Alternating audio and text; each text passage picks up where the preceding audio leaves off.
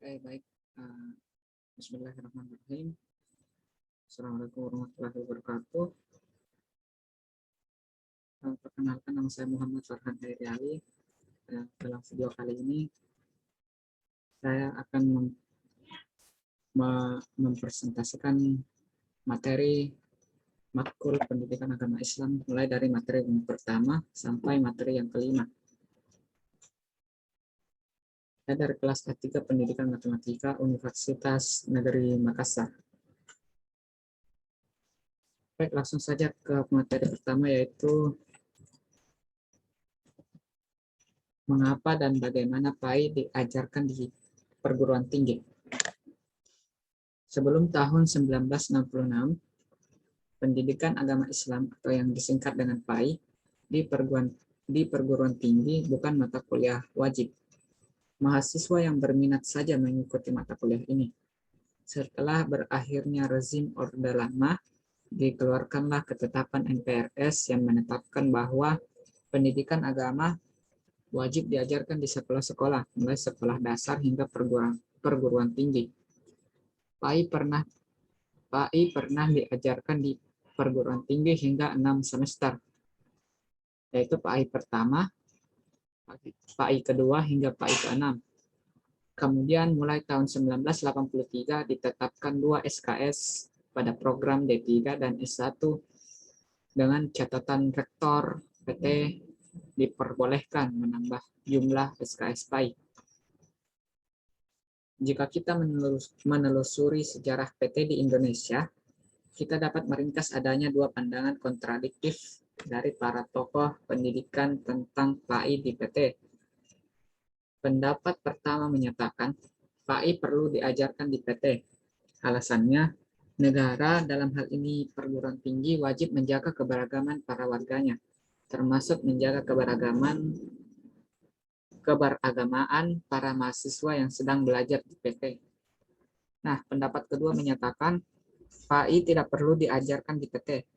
Alasannya, agama merupakan urusan pribadi, keluarga, dan institusi keagamaan, seperti masjid, pesantren, dan organisasi keagamaan. Negara tidak perlu ikut campur dalam urusan agama. Secara psikologis, ada manusia yang teis dan ada yang ateis. Artinya, secara konseptual ada manusia yang teis, ateis, dan setengah teis-ateis. Realitasnya, kelompok teis mengajak yang lain agar menaati Tuhan. Sebaliknya, kelompok ateis mengajak agar manusia tidak bertuhan. Implikasinya, kelompok teis berusaha menyelenggarakan pendidikan agama, sedangkan kelompok ateis menolak, bahkan menghalang-halangi penyelenggaraan pendidikan agama.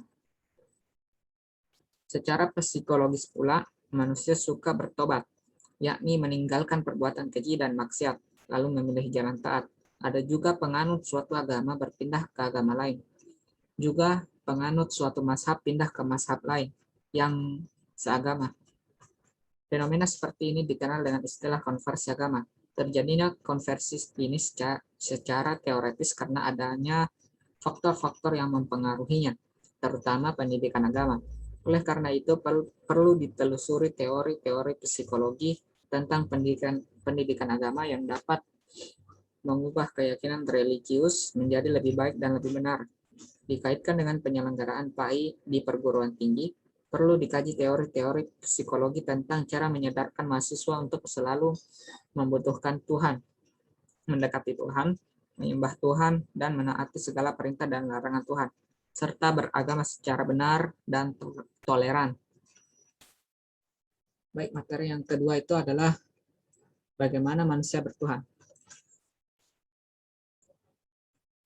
Doa dalam Muntohar nomor 2 tahun 2010 nomor 36 mengartikan bahwa spiritualitas adalah dasar bagi tumbuhnya harga diri, nilai-nilai moral, dan rasa memiliki. Spiritualitas memberi arah dan arti pada kehidupan. Spiritualitas adalah kepercayaan akan adanya kekuatan non-fisik yang lebih besar daripada kekuatan diri kita. Suatu kesadaran yang menghubungkan kita langsung kepada Tuhan, atau sesuatu unsur yang kita namakan sebagai sumber keberadaan kita. Dalam perspektif Islam, spirit sering dideskripsikan sebagai jiwa halus yang ditiupkan oleh Tuhan ke dalam diri manusia.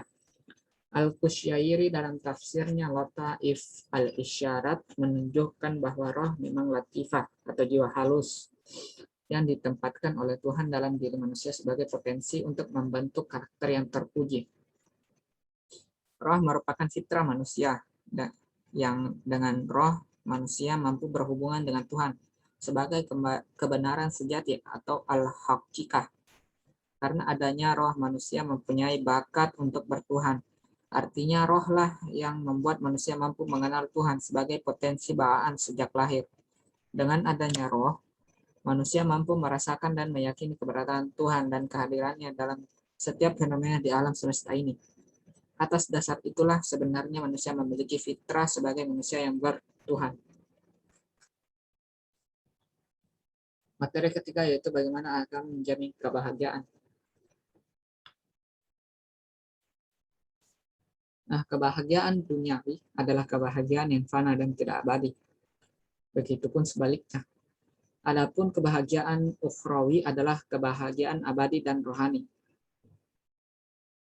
Kebahagiaan duniawi ya ada yang melekat pada dirinya dan ada yang melekat pada manfaatnya. Di antara kebahagiaan duniawi adalah memiliki harta, keluarga, kedudukan terhormat, dan keluarga yang mulia.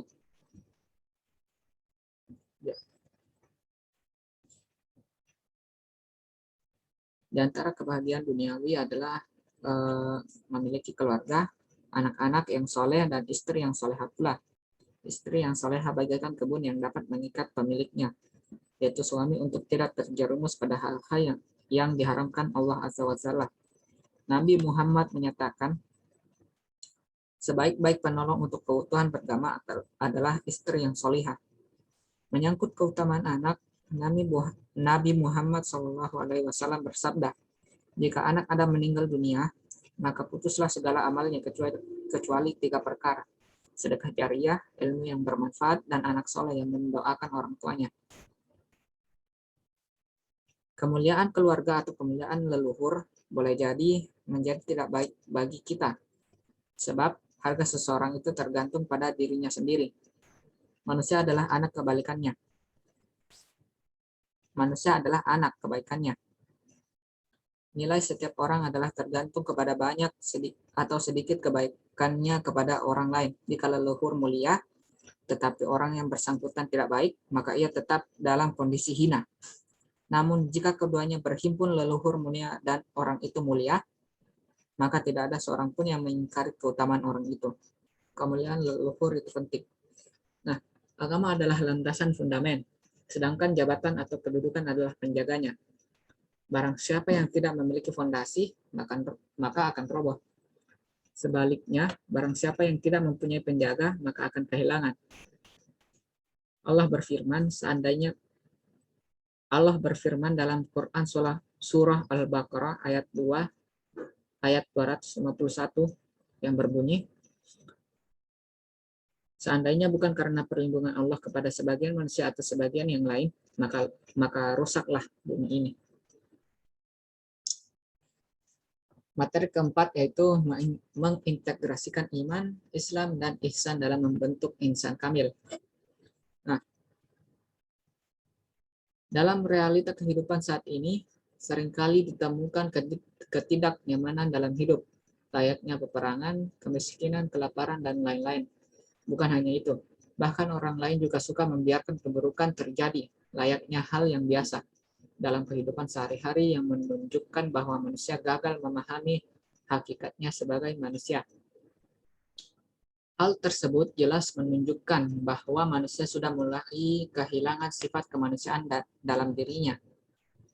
Kesempurnaan segala fitrah manusia mustahil rasanya akan tercapai tanpa usaha untuk memenuhinya. Untuk mengupayakan tercapaian hal tersebut perlu pendidikan yang dapat mengcover terpenuhinya fitrah manusia. Kita memandang pendidikan Islam sebagai solusi dalam memberdayakan dan memformulasi potensi yang terdapat dalam diri manusia, raga, jiwa, akal, dan emosional untuk menuju hakikat dan fitrah manusia yang sesungguhnya dan seutuhnya. Nah, insan kamil berasal dari kata al-insan yang berarti manusia dan al-kamil yang berarti sempurna. Jadi insan kamil berarti manusia yang sempurna. Dalam membentuk insan kamil, kita harus mengintegrasikan iman, Islam, dan ihsan. Ketika hal tersebut merupakan syarat utama seseorang menjadi insan kamil. Oke, materi yang terakhir itu materi yang kelima yang berjudul bagaimana membangun paradigma Quran. Nah, Al-Quran merupakan sumber utama ajaran Islam. Ya, adalah satu-satunya kitab suci yang masih asli. Isi ajarannya lengkap dan sempurna. Inti ajaran Al-Quran adalah pedoman hidup bagi manusia dalam upaya meraih kebahagiaan dunia dan akhirat. Al-Quran mengarahkan para pembacanya untuk berjalan di atas siratal mustaqim atau jalan lurus Allah Subhanahu wa taala dan mengakhiri tugas kehidupan secara husnul khotimah. Oleh karena itu, manusia dituntut untuk menjadikan Al-Quran tempat berkonsultasi, lalu menjadikannya sebagai suluh kehidupan. Untuk meluruskan akidah manusia, yang pertama, menegakkan pokok-pokok tauhid. Ada dalam Quran Surah An-Nisa ayat 48 dan Quran Surah Luqman ayat 13. Yang kedua, mensahihkan akidah tentang kenabian dan kerasulan. Ada dalam surah An-Nahl ayat 64. Yang ketiga itu meneguhkan keimanan terhadap akhirat dan keyakinan akan adanya balasan yang akan diterima di akhirat. Ada dalam surah Ar-Rum ayat 27. Yang kedua untuk meneguhkan kemuliaan manusia dan hak-hak manusia. Yang pertama adalah meneguhkan kemuliaan manusia.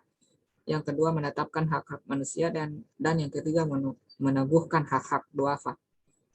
Fakta sejarah bahwa kemajuan, kedamaian, keamanan, dan kesejahteraan yang telah dicapai pada masa keemasan Islam adalah wujud dari aktualisasi Al-Quran sebagai paradigma kehidupan.